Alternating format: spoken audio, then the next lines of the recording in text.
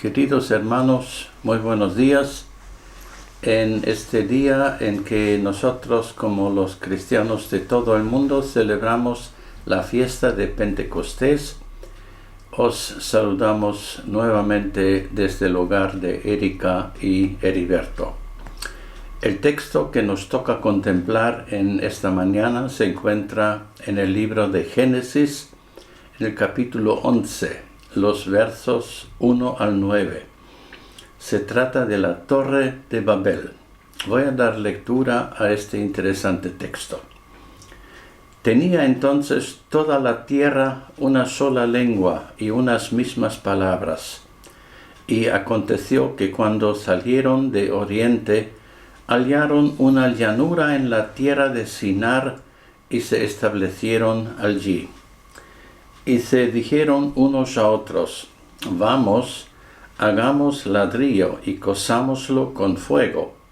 Y les sirvió el ladrillo en lugar de piedra y el asfalto en lugar de mezcla. Y dijeron: vamos, edifiquémonos una ciudad y una torre, cuya cúspide llega al cielo, y hagámonos un nombre, por si fuéremos esparcidos sobre la faz de toda la tierra. Y descendió Jehová Dios para ver la ciudad y la torre que edificaban los hijos de los hombres. Y dijo Jehová: he aquí el pueblo es uno, y todos estos tienen un solo lenguaje, y han comenzado la obra, y nada les hará desistir ahora de lo que han pensado hacer. Ahora pues, descendamos y confundamos allí su lengua, para que ninguno entienda el habla de su compañero. Así los esparció Jehová desde allí sobre la faz de toda la tierra, y dejaron de edificar la ciudad. Por esto fue llamado el nombre de ella Babel, porque allí confundió Jehová el lenguaje de toda la tierra, y desde allí los esparció sobre la faz de toda la tierra.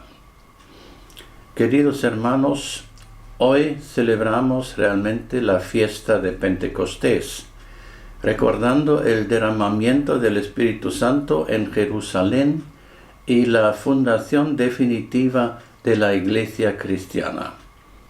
Y uno de los milagros que suceden en esta fiesta es que todos entienden el mensaje de Pedro y los testimonios de los discípulos de Jesús que están reunidos en una gran casa, a pesar de proceder de diferentes regiones idiomáticas del mundo.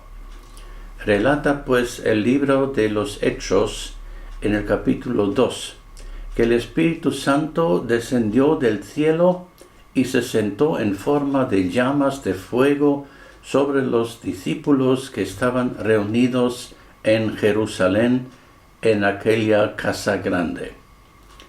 Este evento además fue acompañado por un fenómeno audible, o sea, un estruendo como de un viento recio que soplaba. Y este ruido era tan fuerte que se escuchaba aún fuera de esta casa. Inmediatamente se reunieron alrededor de esta casa una multitud de los peregrinos que habían venido a Jerusalén para celebrar la fiesta de Pentecostés. Eran personas de todo el mundo de aquel entonces. Es difícil calcular de cuántas zonas idiomáticas procedían, pero un sencillo recuento de los versículos 9 al 11 de Hechos 2 da por lo menos unos 20 o tal vez más idiomas y dialectos reunidos en aquel momento.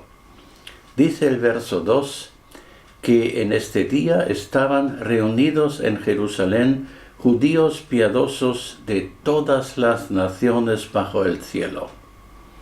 Y ahora sucede algo maravilloso.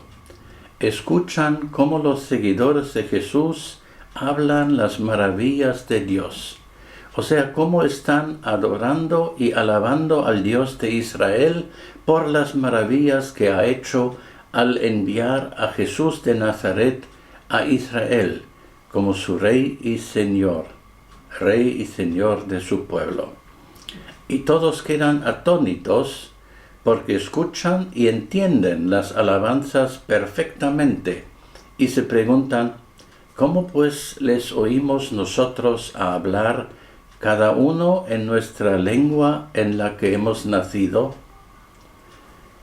Hermanos queridos, esto contrasta notablemente con lo que pasa en la Torre de Babel, donde Dios decide confundir el lenguaje de toda la tierra, esparciendo los pueblos con sus diferentes idiomas sobre la faz de toda la tierra, como nos ha relatado el texto que hemos leído en Génesis 11. ¿Cómo sigue la historia? Después de Babel, Dios deja a la humanidad seguir su propio camino, aunque Dios no abandona a la humanidad. Dios sigue planeando y escribiendo la historia de la salvación. Recordemos que después del diluvio universal que antecede a la Torre de Babel, Dios encamina sus planes con una nueva humanidad encabezada por Noé y sus descendientes. Aparece el arco iris en las nubes que llega a ser la señal de un nuevo pacto de Dios con la humanidad. Pero desgraciadamente, la humanidad, después del diluvio, aparentemente no ha aprendido nada. Sin embargo, Dios es fiel a su promesa y aún ante la actitud desafiante de los constructores de la Torre de Babel, sigue en vigencia lo que él había prometido a Noé y a sus descendientes. Ha dicho Dios, no volveré más a maldecir la tierra por causa del hombre, porque el intento del corazón del hombre es malo desde su juventud, ni volveré más a destruir todo ser viviente como he hecho. Nos lo dice Génesis 8. Dios pues no deja de buscar la salvación de los hombres, y Él elige a Abraham para ser de bendición para toda la humanidad. Génesis 12, donde se nos relata el llamamiento de Abraham, es un punto clave en la historia de la salvación. Abraham y sus descendientes son constituidos como la bendición redentora a las naciones esparcidas sobre la faz de la tierra. Pues hay esta tremenda promesa, en ti serán benditas todas las familias de la tierra. Y como sabemos, el plan redentor de Dios finalmente se cumple cabalmente en Jesucristo y en la venida del Espíritu Santo sobre la naciente Iglesia de Jesús, cuando Dios realmente revierte la condición confusa y perdida de la humanidad. En la experiencia de Pentecostés se concedió a representantes de todas las naciones la capacidad de escuchar y entender el mensaje de que en Jesucristo hay salvación y unidad para todas las naciones. En la fiesta de Pentecostés en Jerusalén, Dios revierte la situación creada por la actitud desafiante de la humanidad de aquel tiempo. De manera que el relato bíblico de la Torre de Babel y la fiesta de Pentecostés, sin dudas, se corresponden mutuamente. Pero centremos nuestra atención de nuevo en la Torre de Babel. ¿Qué es lo que realmente pasó allí? ¿Y por qué reaccionó Dios de esta manera? Bueno, la actitud desafiante de la humanidad se ve a través de las siguientes acciones. Las naciones del mundo, en su unidad y relación mutua, deciden cooperar en un proyecto para afirmar su grandeza y evitar ser esparcidos. De esta manera perderían poder. Y este proyecto se concreta en la construcción de una ciudad central y permanente con una tremenda torre. Y para lograr esta construcción se hace uso de todo el avance tecnológico de aquel tiempo. Este avance les permite transformar la materia bruta de la tierra en productos más duraderos y de fácil utilización.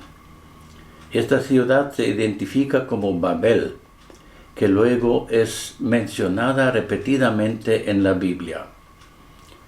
Haremos brevemente referencia al pueblo de los caldeos, que construyeron los así llamados zigurat, o sea, torres altas como lugar de adoración a su Dios, construyendo un templo en la cima con la creencia de que así podían llegar a la divinidad al conectar la tierra con el cielo. Igualmente, de manera parecida, el proyecto de la Torre de Babel era pues un desafío a la soberanía de Dios, el Creador, y a su propósito para con la humanidad. Podemos definir que cualquier proyecto Babel surge de una civilización apoyada solo en la autonomía y los recursos humanos, rehusando al Creador y perdiendo la capacidad de oír a Dios. Es una sociedad secular y humanista de cualquier lugar y de cualquier época que ubica al hombre en el centro del universo y lo erige como un Dios. Se constituye, por tanto, en una civilización desafiante a Dios y también enemiga del propósito redentor de Dios que culmina en Jesucristo. Y como sabemos, en la segunda venida de nuestro Señor, esta civilización no redimida será finalmente enjuiciada y destruida, como leemos en Apocalipsis 18. Pero preguntémonos, ¿cuál era el propósito de los edificadores de la Torre de Babel? Bueno, leemos que el primero era: hagámonos un nombre. ¿Y cuáles eran los motivos? En primer lugar, podríamos decir acercarse al cielo. Otra vez, el deseo de ser como Dios se manifiesta en la naturaleza humana. Luego, mantener un centro de control y poder. El hombre revela una ansiedad e inseguridad, pues teme perder el control. Y luego, otro de los propósitos era dar a conocer la grandeza humana, un acto de orgullo en búsqueda de fama. Y finalmente, la independencia de Dios. Ya no necesitamos a Dios. Nosotros mismos somos dioses. Y cuando el hombre desea hacerse un nombre sin tomar en cuenta a Dios, tarde o temprano ese nombre es borrado por Dios. Mientras que cuando el hombre permite que Dios engrandezca su nombre, todo resulta en bendición y gloria permanente, como luego sucede con Abraham en el capítulo siguiente de Génesis 12. Y preguntémonos también, ¿cómo reacciona Dios frente a esta actitud desafiante? Dice sencillamente nuestro texto: dejaron de edificar la ciudad. Dejaron de edificar la ciudad. La acción de Dios al confundir las lenguas no fue para evitar la amenaza del hombre contra él, contra Dios, sino fue para evitar que el hombre dañe aún más a su prójimo, al mismo hombre. Dios actúa aquí para proteger al hombre de sí mismo. Frente a esta actitud desafiante de Babel, Dios responde con justicia, pero usando la misericordia en fidelidad a su naturaleza amorosa y la promesa de no destruir totalmente a la humanidad. En primer lugar, el Creador pues reconoce que el proyecto de los hombres se debe a su unión en el deseo de desafiar al mismo Dios. Y la humanidad no quiere rendirse. En segundo lugar, Dios decide truncar el proyecto que alejaría a la humanidad del propósito divino de redención y causaría su destrucción prematura. Dos acciones de Dios logran este propósito, como hemos escuchado. Confunde el lenguaje de los hombres y luego los dispersa sobre la faz de la tierra. La confusión del lenguaje no es tan solo la diversidad de idiomas que crea barreras a las naciones, sino más bien la diversidad de intereses y ambiciones que mantienen a las naciones desunidas y en constante conflicto y guerra, como podemos notar también en el tiempo actual.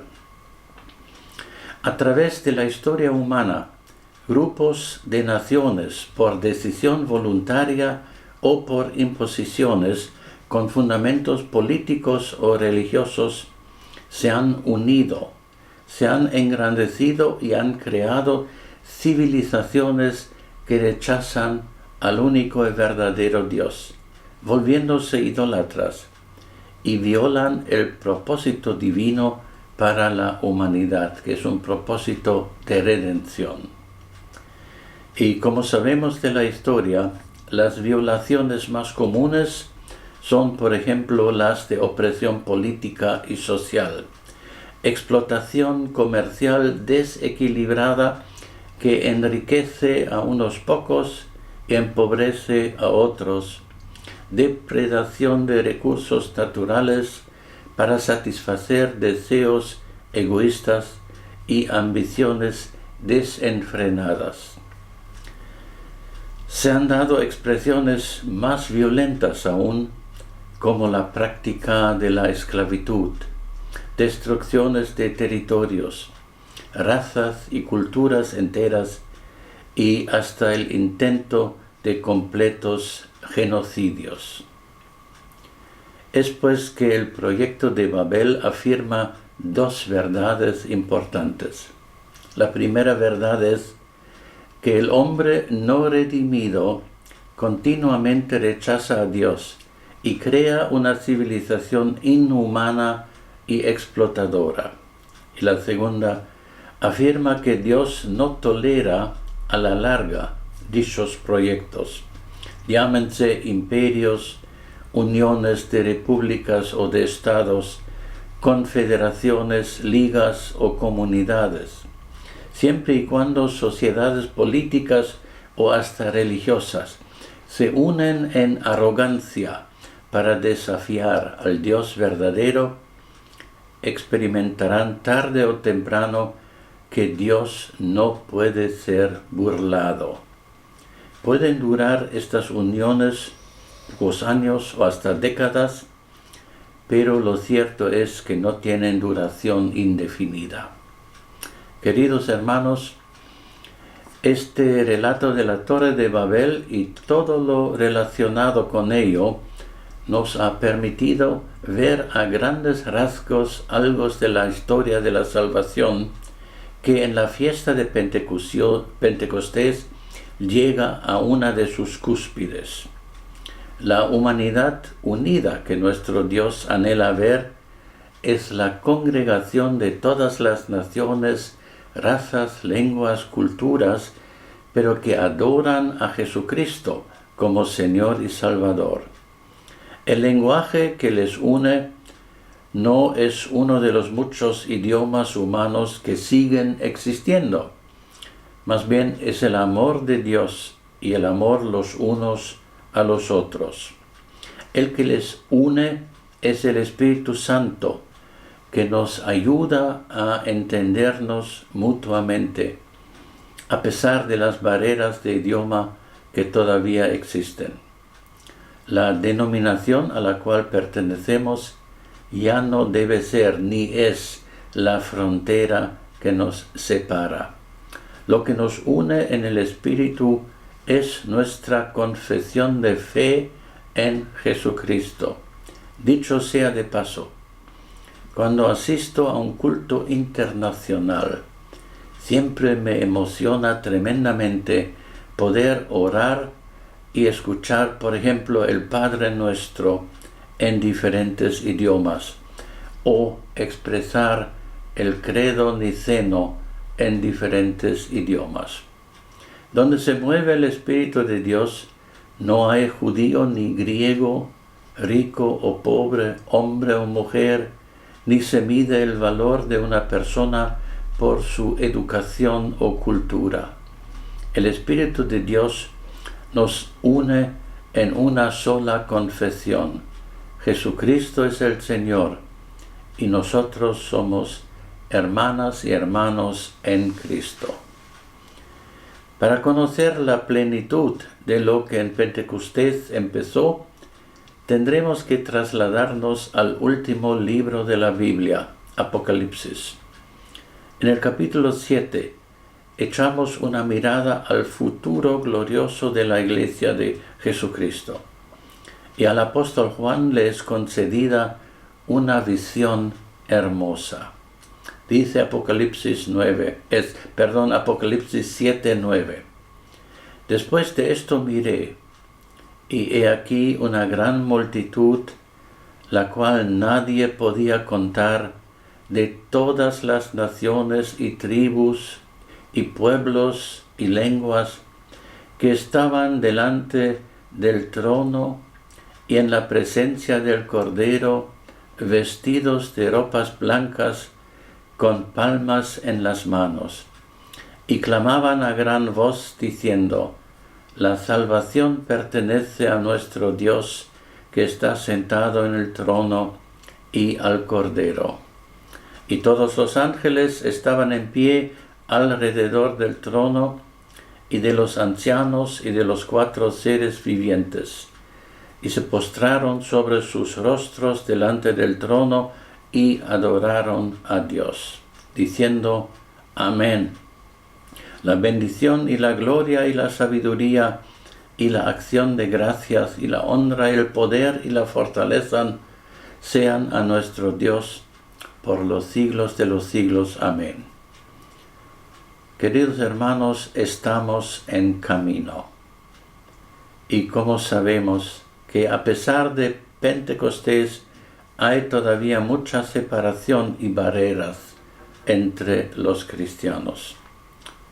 Pero una cosa es cierta: allí donde permitimos al Espíritu del Señor llenarnos con el amor de Dios y el poder de la reconciliación, allí experimentaremos la unidad cristiana, que es también el anhelo de nuestro Señor. Amén. Que Dios nos bendiga.